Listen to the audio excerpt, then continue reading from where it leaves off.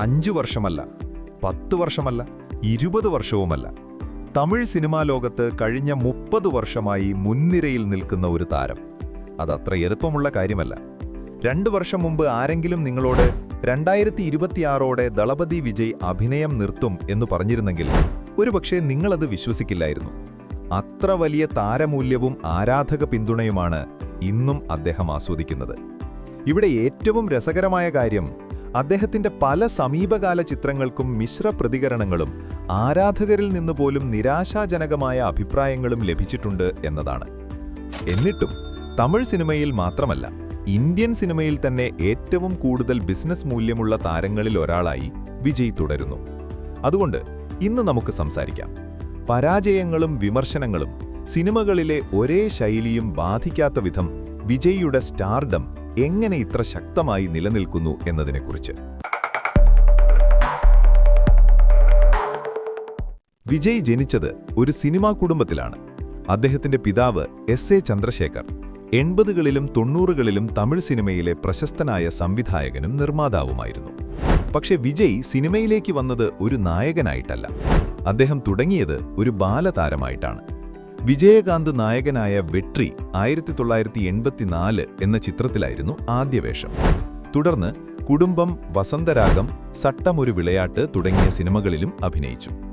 രജനീകാന്തിന്റെ കടുത്ത ആരാധകനായിരുന്ന കൊച്ചു വിജയ് തന്റെ അച്ഛനു മുന്നിൽ അണ്ണാമലയിലെ ഒരു ഐക്കോണിക് രംഗം അഭിനയിച്ചു കാണിച്ചു. വർഷങ്ങൾക്ക് ശേഷം എസ്.എ. ചന്ദ്രശേഖർ വെളിപ്പെടുത്തിയത് മകന്റെ ആ പ്രകടനമാണ് അവനിലെ യഥാർത്ഥ കഴിവ് തിരിച്ചറിയാൻ തന്നെ പ്രേരിപ്പിച്ചത് എന്നാണ്.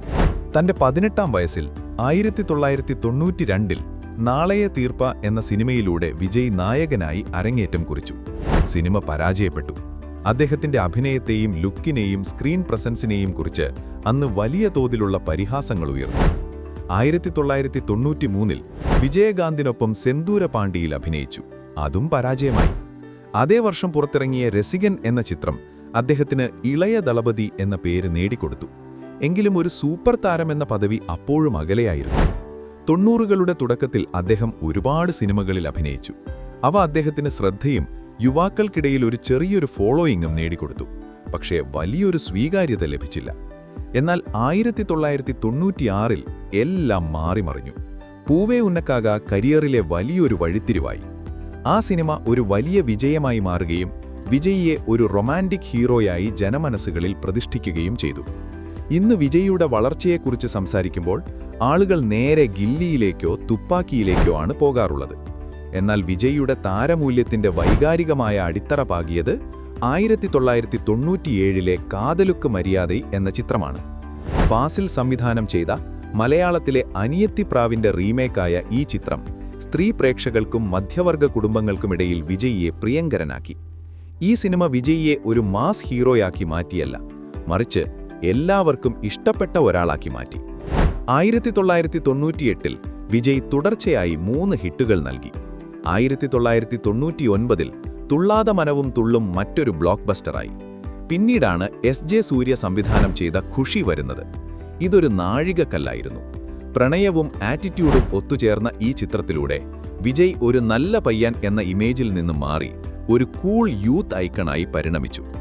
2000ങ്ങളുടെ തുടക്കത്തിൽ പ്രിയമാണവളെ, ബദ്രി, ഫ്രണ്ട്സ് തുടങ്ങിയ ഹിറ്റുകളിലൂടെ അദ്ദേഹം മുന്നേറി. സംഗീതവും അദ്ദേഹത്തിന്റെ വിജയത്തിൽ വലിയ പങ്ക് വഹിച്ചു. ഷാജഹാൻ പോലുള്ള സിനിമകൾ വലിയ വിജയമായത് അതിലെ പാട്ടുകൾ കൂടി കാരണമാണ്. പിന്നീടാണ് മറ്റൊരു വലിയ മാറ്റം സംഭവിക്കുന്നത്. തിരുമലൈ വിജയിയെ ഒരു റൊമാൻറ്റിക് ഹീറോയിൽ നിന്ന് ഒരു മാസ് ആക്ഷൻ സ്റ്റാറാക്കി മാറ്റി. പിന്നീട് വന്നത് ഗില്ലി. കാതലുക്കു മര്യാദൈ വിജയിയെ പ്രിയങ്കരനാക്കിയെങ്കിൽ, ഖുഷി അദ്ദേഹത്തെ കൂളാക്കിയെങ്കിൽ, ഗില്ലി അദ്ദേഹത്തെ തടുക്കാനാവാത്ത ശക്തിയാക്കി. അത് അദ്ദേഹത്തെ ഉയർത്തുക മാത്രമല്ല ചെയ്തത്, തമിഴ് സിനിമയിലെ മുൻനിര സ്ഥാനങ്ങൾ തന്നെ അത് മാറ്റിയെഴുതി. തിരുപ്പാച്ചി, തിരുമലൈ തുടങ്ങിയ സിനിമകളിലൂടെ ഒരു പാറ്റേൺ രൂപപ്പെട്ടു. വിജയ് ഒരു രക്ഷകനായി മാറി. നായികയെ രക്ഷിക്കുന്നു, ഗ്രാമത്തെ രക്ഷിക്കുന്നു, അല്ലെങ്കിൽ ചെന്നൈ നഗരത്തെ തന്നെ രക്ഷിക്കുന്നു. വിമർശനങ്ങൾ ഉണ്ടായെങ്കിലും അദ്ദേഹത്തിന്റെ താരമൂല്യം തമിഴ്നാടിന് പുറത്തേക്കും വളർന്നു. അങ്ങനെയാണ് നമ്മൾ കേരളത്തിലേക്കെത്തുന്നത്. ലിയോ കേരളത്തിൽ റിലീസ് ചെയ്തത് ഏകദേശം 400 സ്ക്രീനുകളിലാണ്. മലയാളത്തിലെ വലിയ താരങ്ങൾക്ക് പോലും ലഭിക്കാത്ത നമ്പറുകൾ. യാഥാർത്ഥ്യബോധമുള്ള സിനിമകൾക്ക് പേരുകേട്ട കേരളത്തിൽ അടൂർ ഗോപാലകൃഷ്ണനും മമ്മൂട്ടിയും മോഹൻലാലും ഫഹദ് ഫാസിലുമൊക്കെയുള്ള നാട്ടിൽ എന്തുകൊണ്ടാണ് വിജയ് ഇത്രയധികം ആഘോഷിക്കപ്പെടുന്നത്?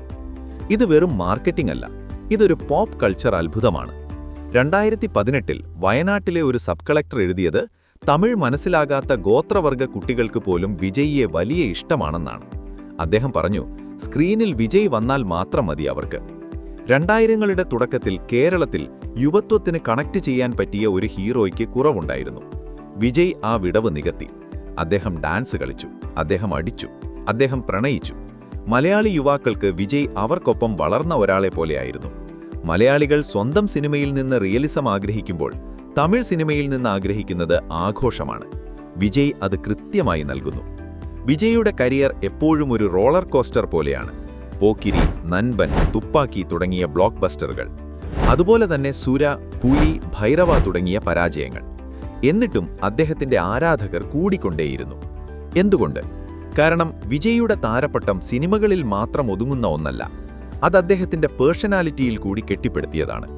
അദ്ദേഹത്തിന്റെ ആരാധകർക്ക് വിജയ് ഒരു വിനീതനായ മനുഷ്യൻ, നിശബ്ദനായ പോരാളി, അധികം സംസാരിക്കാത്ത എന്നാൽ വിപ്ലവകാരിയായ നായകൻ. വിജയ് അദ്ദേഹത്തിന്റെ ആരാധകരുമായി ഒരു അലിഖിത കരാറിൽ ഏർപ്പെട്ടിരിക്കുന്നു. അദ്ദേഹത്തിന്റെ മോശം സിനിമ പോലും ചില കാര്യങ്ങൾ ഉറപ്പു നൽകുന്നു. ഒരു പവർഫുൾ ഇൻട്രോ, അധികാരവർഗത്തിനെതിരെയുള്ള പഞ്ച് ഡയലോഗുകൾ, സ്വാഭിമാനത്തെക്കുറിച്ചുള്ള പാട്ടുകൾ, ഉറച്ച ധാർമ്മിക മൂല്യങ്ങൾ.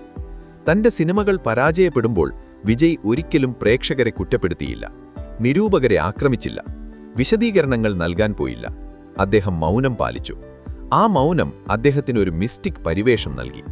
എല്ലാ വീഴ്ചയ്ക്ക് ശേഷവും അദ്ദേഹം വളരെ കൃത്യമായി തിരിച്ചുവന്നു. ആദ്യ ക്രിസിസുകൾക്ക് ശേഷം ഗില്ലി, പരാജയങ്ങൾക്ക് ശേഷം തുപ്പാക്കി, പുലിക്ക് ശേഷം മെർസൽ, സർക്കാരിന് ശേഷം മാസ്റ്റർ, വാരിസിന് ശേഷം ലിയോ. പരാജയങ്ങളിൽ അദ്ദേഹം പതറിയില്ല, മറിച്ച് സ്വയം റീസെറ്റ് ചെയ്തു. ആ താളം അദ്ദേഹത്തിന്റെ സ്റ്റാർഡത്തെ സജീവമാക്കി നിർത്തി. അപ്പോൾ നിങ്ങൾ എന്ത് കരുതുന്നു? വിജയ് ഈ പരാജയങ്ങളെ അതിജീവിച്ചത് അദ്ദേഹത്തിന്റെ സ്മാർട്ടായ തീരുമാനങ്ങൾ കൊണ്ടാണോ? അതോ അദ്ദേഹത്തിന്റെ താരമൂല്യം സിനിമയ്ക്കപ്പുറത്തേക്ക് വളർന്നതുകൊണ്ടാണോ? താഴെ കമന്റ് ചെയ്യുക, നമുക്ക് സംസാരിക്കാം.